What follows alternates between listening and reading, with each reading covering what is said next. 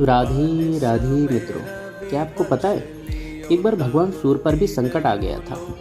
उनका अस्तित्व लगभग समाप्त होने वाला था। एक छोटे से बालक की एक भूख भगवान सूर्य का विनाश का कारण बनने वाली थी। आइए जानते हैं पूरी कथा। बाल रूप में हनुमान जी अत्यंत चंचल और दिव्य शक्तियों से भरे थे। एक सुबह जब सूर्य भगवान उग रहे थे, लाल लाल वो दिखते हैं सुबह उगते हुए, तो हनुमान जी उन्हें वो पका हुआ फल लगा। उसी समय हनुमान जी को जोर की भूख लगी थी। उनकी शक्ति असीम थी, उन्हें अपने दिव्य सामर्थ्य का ज्ञान नहीं था। वे आकाश में उड़ पड़े और सूर्य की ओर बढ़ने लगे। जब हनुमान जी सूर्य के निकट पहुंचे तो कुछ समय के लिए ऐसा प्रतीत हुआ जैसे सूर्य ढक गया हो। देवताओं को भय हुआ कि यदि सूर्य निगल लिया गया तो पृथ्वी पर प्रकाश समाप्त हो जाएगी, ऋतुएं समाप्त हो जाएंगी, जीवन नष्ट हो जाएगा। यह पूर्ण अंधकार नहीं था, बल्कि संभावित विनाश का भय था। देवताओं के राजा इंद्रदेव ने सोचा कि सृष्टि को बचाने के लिए तुरंत कुछ करना होगा। उन्होंने अपना दिव्य अस्त्र वज्र चलाया।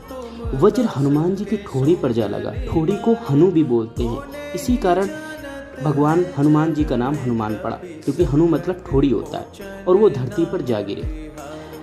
जब ये सब हुआ तब हनुमान जी के पिता वायुदेव जो हैं, उनको बहुत क्रोध आया और वो अत्यंत क्रोधित हो गए। उन्होंने पूरी सृष्टि से वायु का प्रवाह रोक दिया।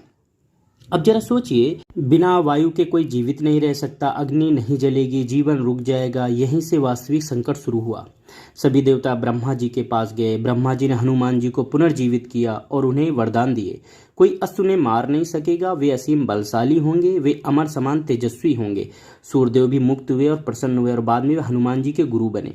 सूर्यदेव मारे नहीं गए थे, अंधकार स्थायी नहीं थे, ये एक बाल लीला थी जिसके फलस्वरूप देवताओं की परीक्षा भी ली गई, और जिन देवताओं को अभिमान हो गया था उनकी शक्तियों का, उनके अभिमान को भी दूर किया गया कि जो भी शक्तियां हैं देवताओं के पास या किसी भी जीव के पास, वो सारी भगवान की दी हुई हैं, वो किसी की पर्सनल नहीं है। राधे राधे।